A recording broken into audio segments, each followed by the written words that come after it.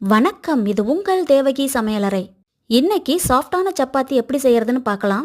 அதுக்கு கோதுமை மாவுல உப்பை சேர்த்து நல்லா மிக்ஸ் பண்ணிட்டு தேவையான அளவுக்கு எண்ணெய் சேர்த்து மாவோட எல்லா பகுதிகள்லையும் படுற மாதிரி நல்லா மிக்ஸ் பண்ணிக்கோங்க.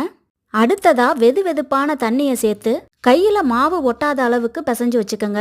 வெது வெதுப்பான தண்ணியை தான் ஊற்றணும், ரொம்ப கொதிக்கிற தண்ணியை ஊற்ற வேண்டாம். மாவை எவ்வளோ நேரம் வேணாலும் ஊற வைக்கலாம். சப்பாத்தியை தேய்க்கும் போது அதிகமாக மாவு சேர்த்து தேய்க்க வேண்டாம். முடிஞ்ச வரைக்கும் கம்மியான அளவு மாவு போட்டு சப்பாத்தியை மொத்தமாகவும் இல்லாமல் ரொம்ப மெலிசாவும் இல்லாமல் மீடியமாக தேய்ச்சிக்கோங்க. சப்பாத்தி மாவை ரொம்ப தண்ணி ஊற்றி பிசைஞ்சிட்டிங்கன்னா அதிகமாக மாவு போட்டு தேய்க்க வேண்டியதாக இருக்கும். அதனால தான் மாவை கையில் ஒட்டாத அளவுக்கு கெட்டியாக பிசைஞ்சிக்கணும்.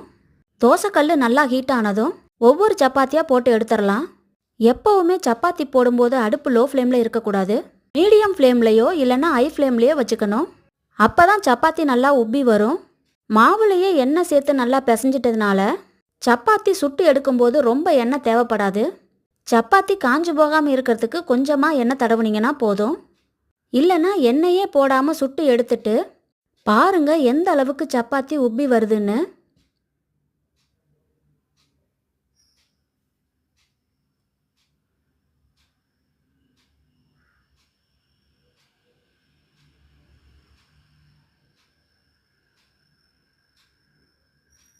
சப்பாத்தியை சுட்டு எடுத்ததும் ஒரு பாத்திரத்தில் வரிசையாக அடுக்கி மூடி போட்டு வச்சுருங்க.